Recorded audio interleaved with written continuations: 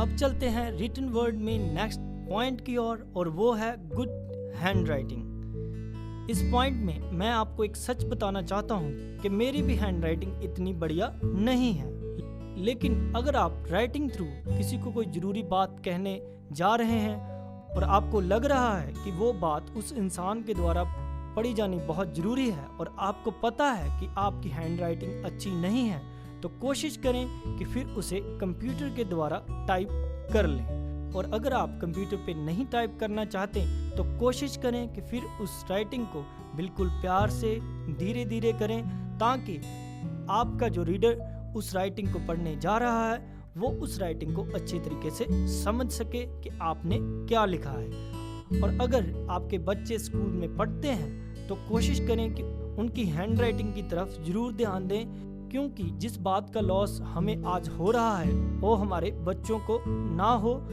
और आजकल बहुत सी ऐसी कंपनीज हैं जो कि उन इंसानों को ढूंढ रही हैं जो कि बहुत ही बढ़िया हैंड राइटिंग करते हैं। अगर फिर भी आप किसी को बैड हैंड राइटिंग भेज देते हैं, जैसे कि आप इस पिक्चर में देख रहे हैं, ये एक बैड हैंड राइटिंग का नमूना है।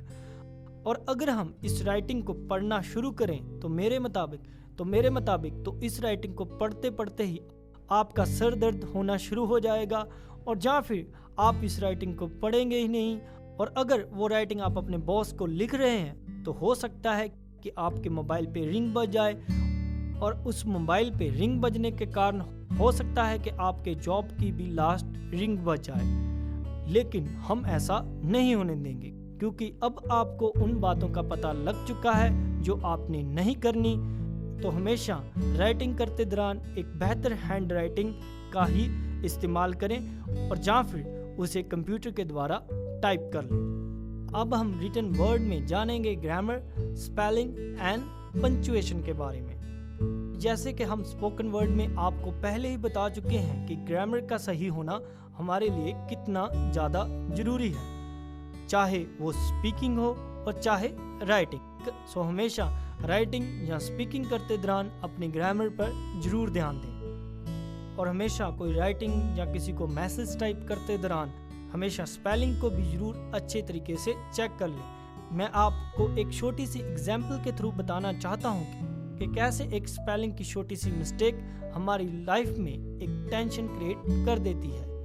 एक बार एक लड़का सुबह सुबह अपने घर वालों से लड़कर कहीं चला जाता है और उसके कुछ टाइम बाद उसका भाई उसे मैसेज करता है, where are you and what are you doing. लेकिन अचानक जब उसका छोटा भाई मैसेज का रिप्लाई कर रहा होता है तो वो I am going for diet लिखने की बजाय लिख देता है I am going for die, जिसके कारण सिर्फ एक छोटी सी स्पेलिंग मिस्टेक होने के कारण पूरे के पूरे घर में एक टेंशन क्रिएट हो जाती है और पूरा का पूरा परिवार उसे ढूंढने में लग जाता है।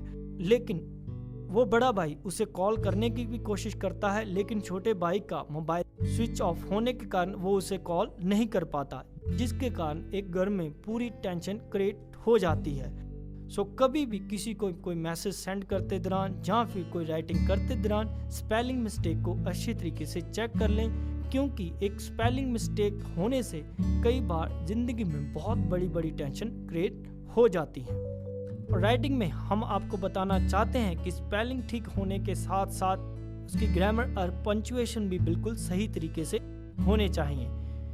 और पंक्चुएशन का इस्तेमाल कैसे करना है जिसकी जानकारी हमने अपने इंग्लिश स्पीकिंग कोर्स में दी है, जिसके बारे में आप वहां से भी जानकारी ले सकते हैं। तो अब हम आपको बता चुके हैं रिटन वर्ड में check grammar, spelling and punctuation के बारे में। अब हम जानते हैं रिटन वर्ड में नेक्स्ट टॉपिक के बारे में, और वो है highlight important text. Highlight important text में हम आपको बताना चाहते हैं कि अगर आप चाहते हैं कि आपका रीडर कुछ बातों की तरफ जरूर ध्यान दे तो आप थोड़ा सा उन बातों को हाईलाइट जरूर कर दें, जैसे कि आप इस पिक्चर में देख रहे हैं। इससे रीडर को हेल्प मिलती है कि वो उन हाईलाइट बातों को जरूर पढ़ता है, जिसकी मदद से वो उन बातों पर ज़्यादा ध्यान दे पाता है। तो इसके साथ ही कम्युनिकेशन में हमारा रिटन वर्ड भी खत्म होता है।